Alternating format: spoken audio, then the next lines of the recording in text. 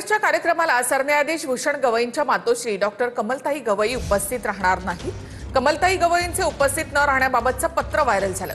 माहिती नसताना नाव टाकल्याचं माजी लेडी गव्हर्नर डॉक्टर कमलताई गवईंचं स्पष्टीकरण आहे।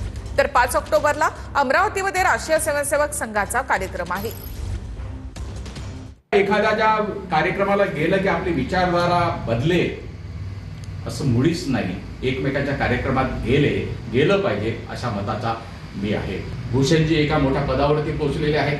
गवई साहेबांचे जे काही विरोधक होते त्यांच्या पोटात दुखतंय आणि त्याच्यामुळे उलट्या सुलट्या ज्या सोशल मीडियावरती जे काही लिहिलं जाते ते गवई साहेबांचे विरोधक मुद्दामून भूषणजी मोठ्या पदावरती गेल्यामुळे त्यांच्या पोटात दुखत असल्यामुळे ते करीत आहेत। मी आई साहेबांना तर सांगेल की अजून आई साहेबांनी निर्णय घेतलेला नाही। तुम्ही कोणताही निर्णय घ्या, एक मुलगा म्हणून आणि रिपब्लिकन पार्टी ऑफ इंडियाच्या सरचिटणीस म्हणून मी खंबीरपणे त्यांच्या पाठीमागे उभा